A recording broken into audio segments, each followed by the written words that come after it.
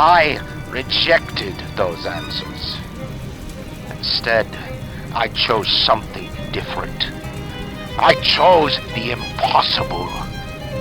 I chose Rapture. Welcome to Rapture, the setting of the game Bioshock, that got released in 2007 and was created by 2K Boston, later known as Irrational Games, and directed by Ken Levine. Ken had a break from the spotlight after the release of Bioshock Infinite, the third and presumably his final game of the Bioshock series, but has recently been doing interviews again to promote his upcoming game Judas. Because of this, I wanted to give Bioshock a whirl again. The first reason being that I have fond memories of the game, but secondly because I was curious if the game would still hold up after the 15 plus years. On that I will only say that although the game shows its age in certain aspects, like the gameplay, graphics and design, it still comes across as crafted well after all these years, and especially the narrative has aged like wine. Bioshock has been discussed as a game about games, in that it offers commentary on the medium and its inherent limitations. Replaying it again, I not only think that the delivery of this meta commentary still rings true today, but that it is also exceptionally well presented.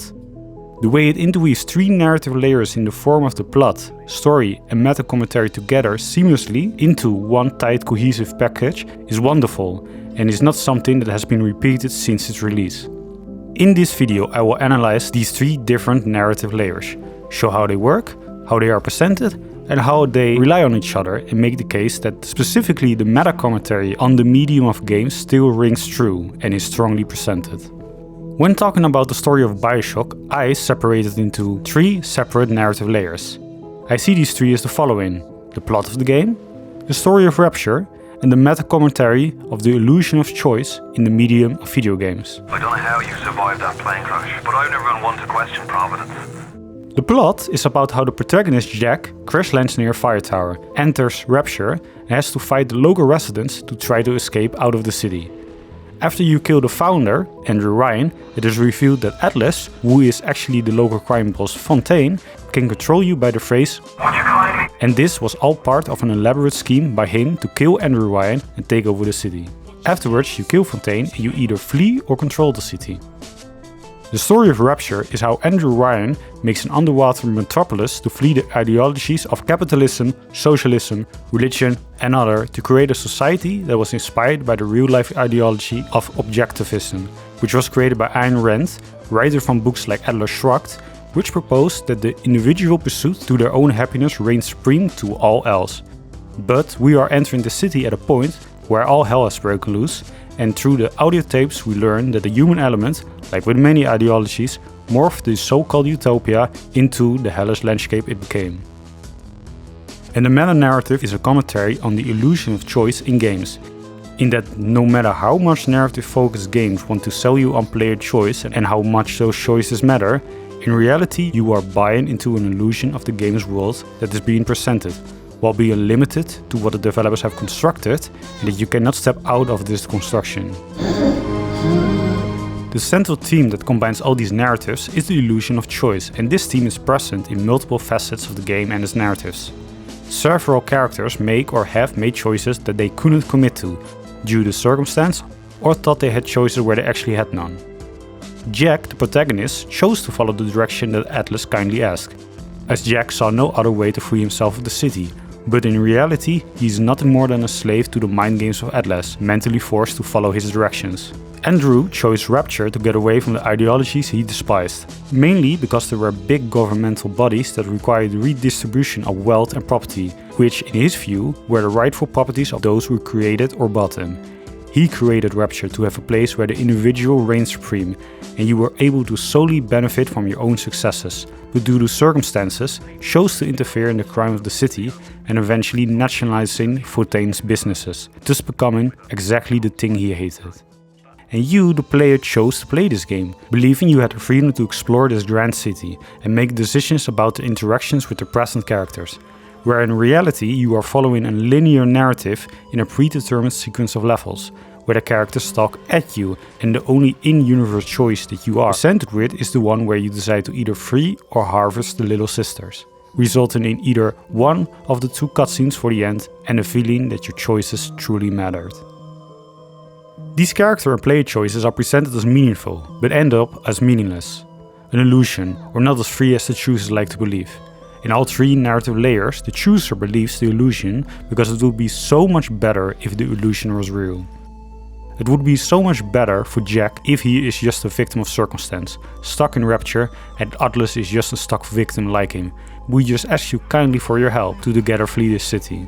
But the reality is that Jack is artificially created to follow direct commands so long the phrase Would you kindly is used.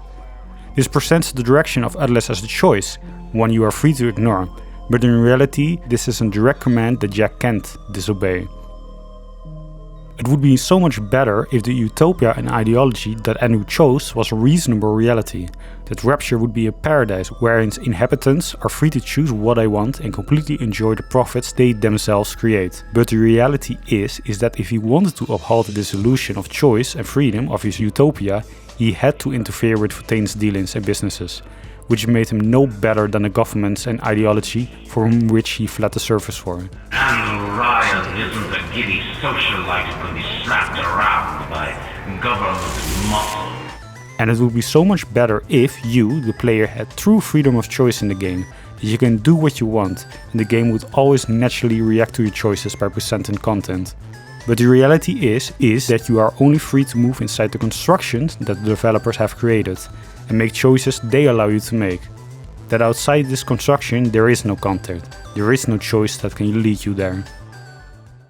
This final one I will unpack some more, since this can be broadly applied to all video games and is precisely what the game Bioshock on a meta level commentates on. The meta narrative takes the form of the actual progression of the plot of the game, in that you, the player, go from level to level, do certain tasks inside those levels, which give you access to the next level, and this progresses in a linear form. Progressing requires the player to push forward and continue the plot of the game. You don't have branching routes or the ability to reorder the events of the plot. If you would decide to deliberately walk in circles, the game wouldn't react. New enemies will spawn just to keep the levels filled and action going, but in terms of progression you will be stuck in an endless limbo. Yes, you have some room to make a decision about how to approach the challenges of the game. Bioshock has some immersive sim elements in that there are more ways than one to progress inside levels. Rooms tend to have multiple entrances. You can go guns blazing or use your other abilities to progress, and there are many secrets to be found inside those levels. The game even allows you to return to all the levels once you get free access to the bathysphere. In my case it was handy because when I was finishing up the freeze level, there was one frozen entrance from which I couldn't melt the ice because my atom was low. Later on, when I gained free access to the bathysphere, I returned and melted the ice. I like that I can do this, but this is still part of the pre-constructed playing field that the developers have created. And it is because they chose to create this travel system that I am allowed to do this little excursion. But in no way am I sequence breaking or making a choice that the developers didn't think of. I have the freedom to choose to do this, but I only have this freedom because the developers allow this. I do want to add that I don't take bugs or speedrunning tactics into account when I analyze the game and its narrative structure, since I base that on the experience that I think the developers intended. To further illustrate the inherent limitation of video games in terms of freedom of choice, even though games love to tout about their interactive nature, I want to discuss another game that also has its central theme revolve around player choice, and how that is limited by developers' design.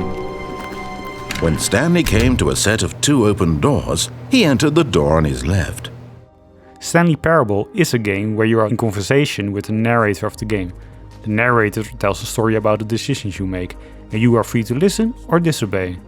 The relation between the player and the narrator is similar as the one between Jack and Atlas, but the difference is that in Stanley Parable you can actively disobey and still progress in one of the many branches of the game.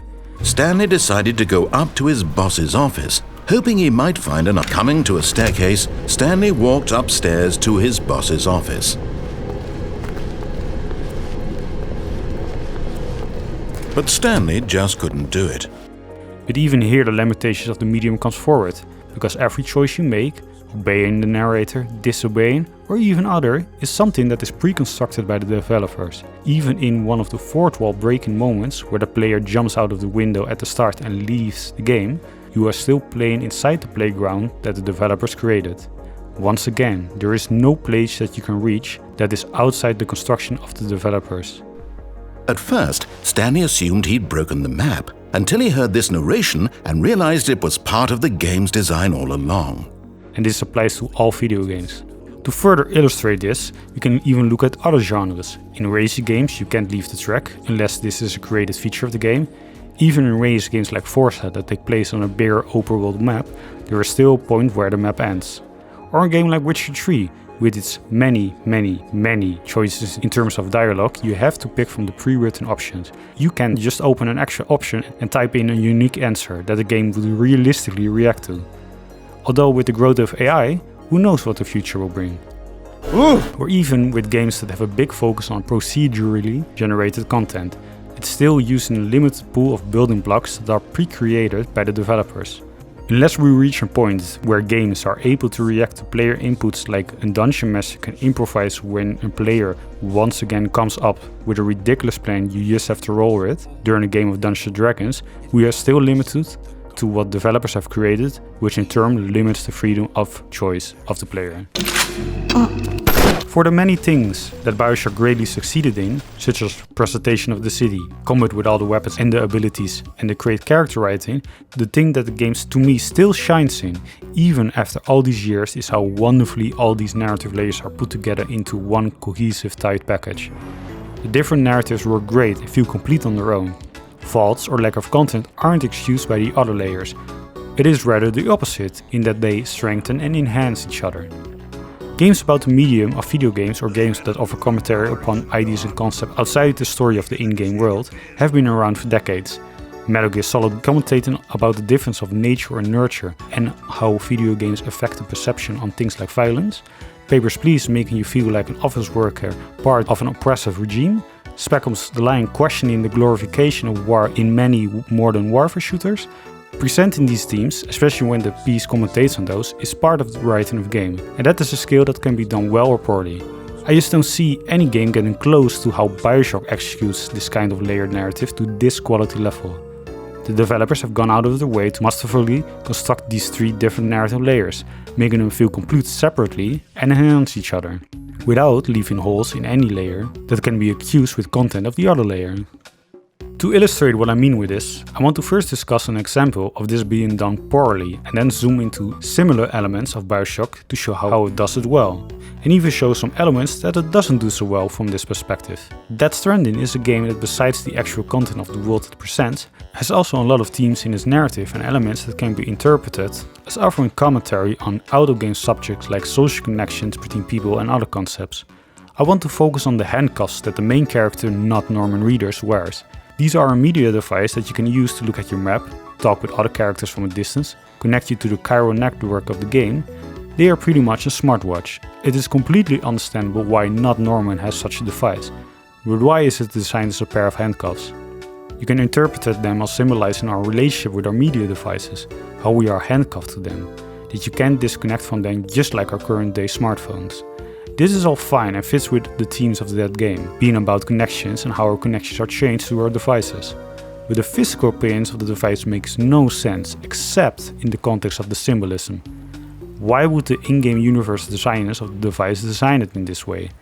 I find it extremely cheap to justify its ridiculous design for some out-of-game reason, and just results in unrealistic world building, and I think it is just a case of poor quality writing. Death Stranding struggles with this on more levels, being an apocalyptic world which presumably all kinds of economy is destroyed, but for some reason AMC still exists to make a TV show about riding bikes in America with real-life actor Norman Reedus, and Monster Energy still exists to be a disgusting drink, truly the cockroaches of the modern age. Bioshock, on the other hand, mostly doesn't cheap out on this. Things are in the game because they are there for an in-universe reason.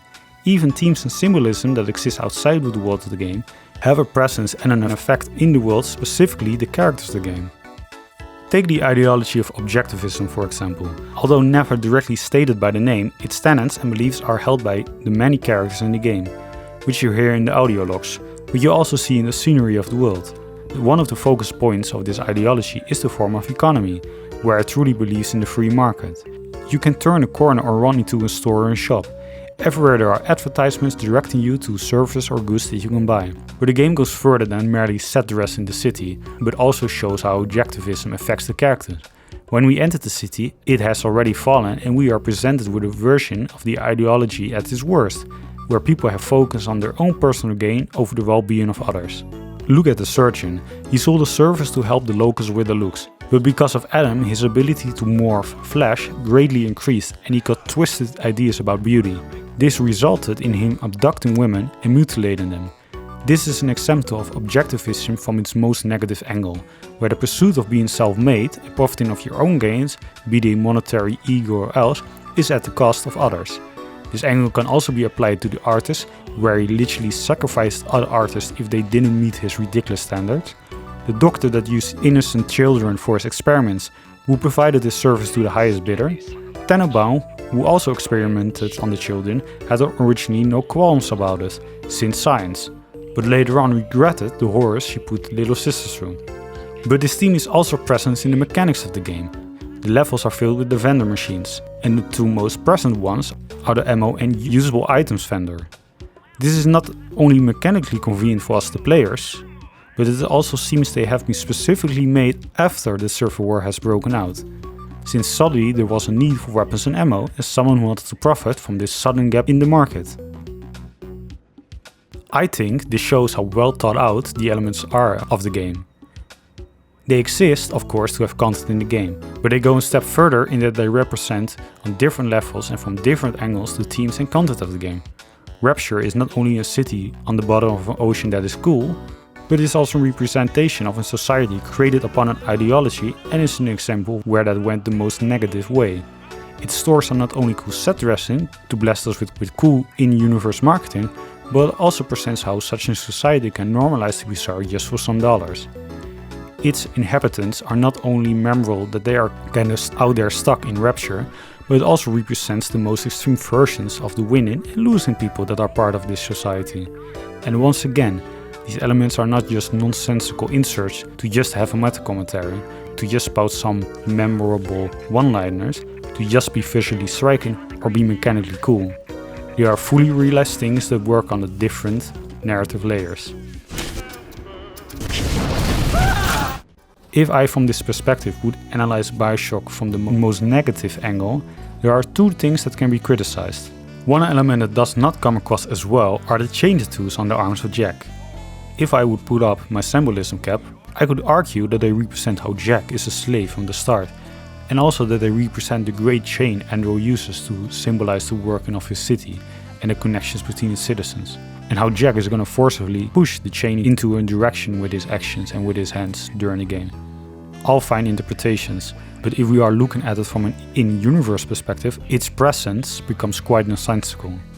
We know next to nothing from Jack's past from before arriving at Rapture, and since the memory he does have are just implanted by Fontaine, we could assume that his actual time outside the city has been really short. If that was the case, I think it's highly unlikely that Jack himself would place these tattoos. So then it can be assumed that Fontaine gave him these tattoos. But why? Maybe Fontaine's ego is so big, he had to put his mark on the thing that he considers his property. Or having his distinct marker would signal to him and his followers who and what Jack is. All fine ideas, but nowhere in the game is this considered or suggested, making it something that has zero content besides the symbolism.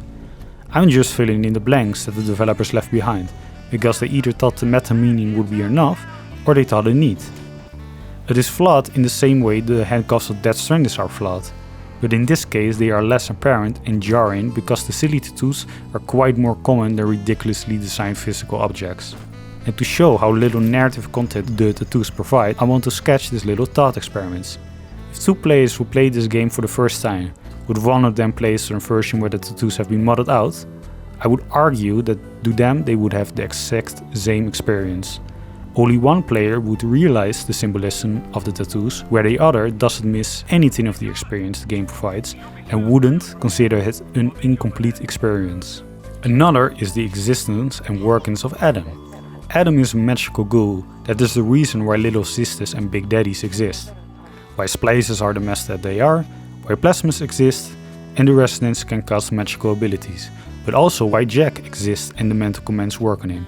Adam does excuse a lot of the weird, natural things that happen in the game, but unlike the bracelet of Death Stranding, there is an in-game explanation for it, being that slugs were discovered on the bottom of the ocean that produced Adam, and once discovered they found a way to produce and refine it, and with that a lot of the scientific wonders were created and discovered.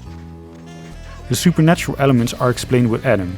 This does make the magical goo a convenient excuse for these elements from a narrative standpoint. Need an explanation just to use Adam. But even this convenience has a presence in the actual city, or as Atlas says, Genetic material that keeps the wheels of Rapture turning. and this works as an in-game excuse as a writing one. Adam is not something that symbolizes something, and thus is not justified to exist solely for out-of-setting reasons like meta commentary or symbolism, but something that exists to justify a lot of stuff in the game, like previously mentioned. The game goes even further by presenting a whole harvesting system surrounding it with the little sisters. They can harvest Adam from bodies. Adam is a rare good, so the sisters are sought after by the splicers, justifying the need for the big daddies to protect the sisters. But this system also has effects on the locals when Rapture was still stable. There are commercials to show how the people enjoy the boons of the plasmids, but also audio logs to show how they were horrified by the system it requires in the form of the sisters. From Adam, plasmids were created and gave the inhabitants supernatural abilities. Originally, they were advertised for mundane uses. Light a cigarette with your finger, use electricity to light a lamp and more. Only later, when Rapture became more hostile, plasmids came to be more used as weapons by the locals and eventually Jack. All narratively justified so you, the player, can go zap zap throughout the game. Once again, the writers put in the work to narratively justify Adam and also show the effects of it on Rapture and its society, besides just the game mechanics aspect of it. What I think is great about the previous mentioned examples, bar the tattoos, is that it all shows how the writers and the developers went further than the letters on the page, since all of them have mechanical aspects that the players interact with, and affects how Jack interacts with the world and how certain plot elements are set up. The building blocks matter from which you create a narrative, especially if you make several narratives to then put them into one story, and Bioshock succeeds in making them, justifying them, and putting them together into one cohesive package. Now it's time to zoom out again and refocus on the three narrative layers: the plot, the story, and the meta commentary of illusion of choice in video games. And I will make the case how they work and interact so well with each other. The crescendo for these three narrative layers is the scene where you meet the big man himself, Andrew Ryan. In this scene, all the secrets are revealed, motives are explained, and the point is driven home of all the narratives. Plot-wise, this is the event the game has been building up to. Andrew is presented as the villain of the story from the moment you arrive. His first dialogue with you immediately puts you into an antagonistic position from his view, even though he's wrong about the circumstances. He assumes you are some agent of the service world's government, but in reality you are an unaware sleeper agent from someone in Rapture itself. From this room, not so much before Andrew's office, it is clear that he has correctly deduced the scheme that is going on, and realizes who you are, but also who is truly controlling you. From Jack's perspective, he is the reason why he's stuck in the city, since he is presented as its leader and has tried to kill you multiple times. When you finally do meet him, he immediately seizes control using the "would you kindly" phrase. This not only reveals the phrase and the control it has over you, but also that Atlas has been using it when directing you. Andrew then forces you to take his club and kill him. All the choices that led up to this part seem to be nothing more than illusions. Illusions spun up by others to put you into this position. Jack finally realizes this, and even here his choice is taken away and he is forced to end Andrew's life. From a story perspective, the illusion of choice theme comes to the forefront. The three participants of this scene, Jack, Andrew and Atlas, are all present and interact differently with this theme throughout the story, and for all of them this is made clear with this scene.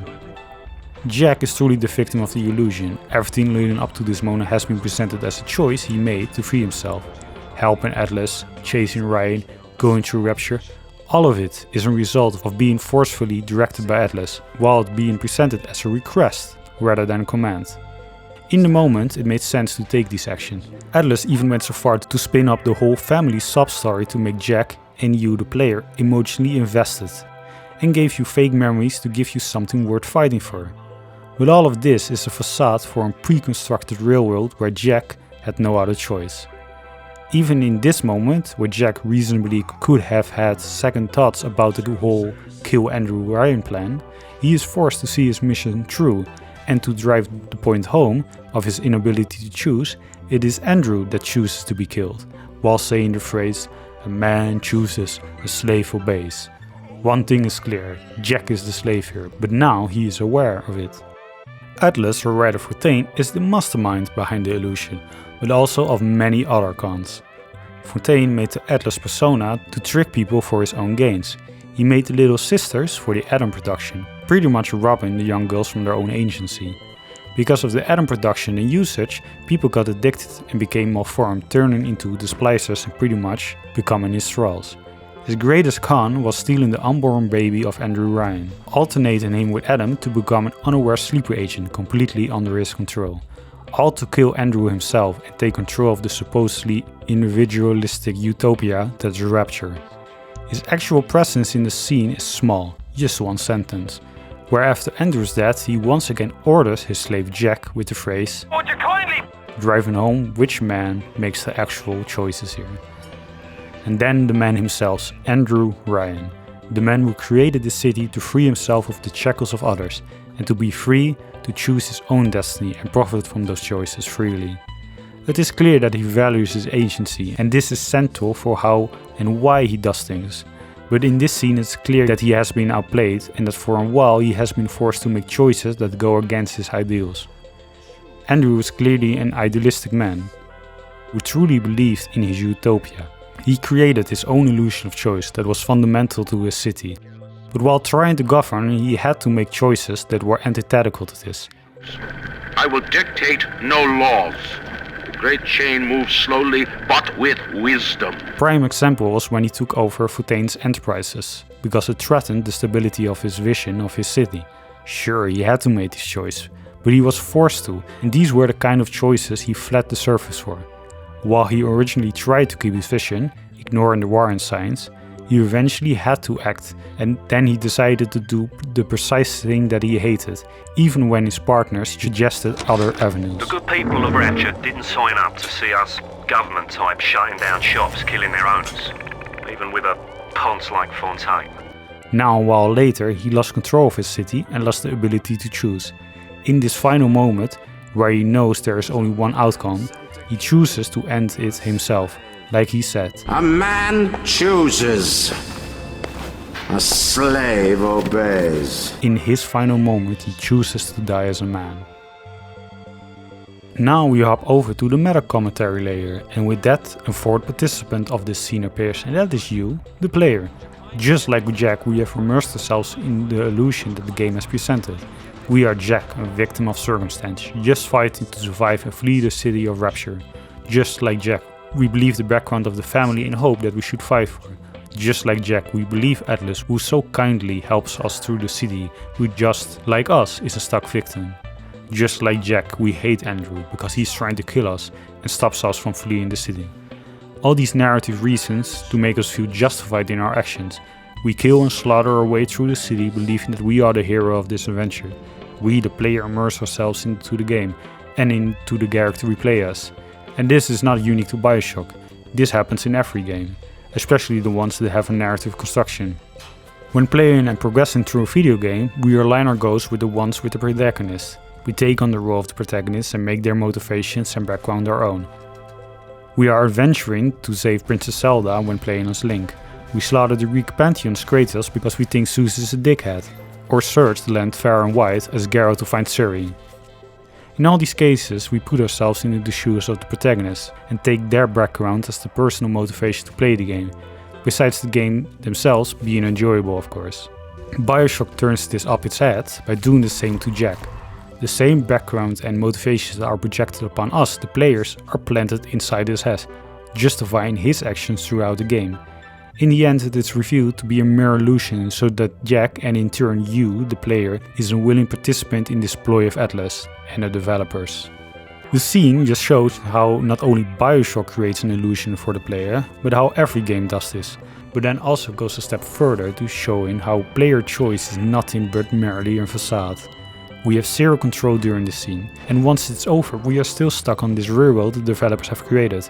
A man chooses, a slave obeys, and players are slaves to the experience. With the only real choice being to either continue to the end or to stop playing the game. After the scene is done, we arrive at the final stretch of the game, which are a couple more levels leading up to the boss fight. I don't think it's a wild thing to say that by this point we are past the peak of what Bioshock has to offer. We freed ourselves of Fontaine's influence, but what has truly changed? In the end we are still progressing on this real world the developers have created. We are still following directions of someone over the walkie-talkie, although she's clearly less kind about it. Where do you think you're going? You need to become a big daddy before you are able to draw out the little one. Not only does this show the limitation of the medium, which Bioshock used reference, but it shows that you cannot escape this limitation. Jack is supposedly free, but we are still doing the same exact thing. Even Fontaine remarks how nothing has changed. Has Mother Goose really got her hooks into you? You can knock Ryan all you want, but the old man was bingo on one point of fact. You won't even walk till somebody says go. Kevin Levine himself agrees that this is the weakest part of the game, that he misjudged how well the ending scene would be received and that it made the following acts look worse by comparison. But it almost feels intentional by showing the worst aspects of the medium. Not only does the game end with a lackluster boss fight, because of course the game has to end that way, but this is preceded by a segment where you escort the little sister, where you wait on an NPC to do a task for a certain time, where they walk so slow that they control the pace, while you have to defend them from an endless stream of baddies. It's the worst. The illusion of choice is completely broken at this moment, because there is zero choice to be made now. Just follow this real world where you cannot even control the pace. Bioshock succeeds in something great in my opinion. It's a great piece of game and media that is also about the medium of video games. It has something to offer with its gameplay, setting, writing and feeling, all regular components of a video game, but pushes past being merely a good shooter with nice aesthetic by also making you think about the medium and viewing it from a different angle. The fact that it does both so well at the same time by having the three narrative layers inconspicuously interwoven with each other is something to truly praise and relish.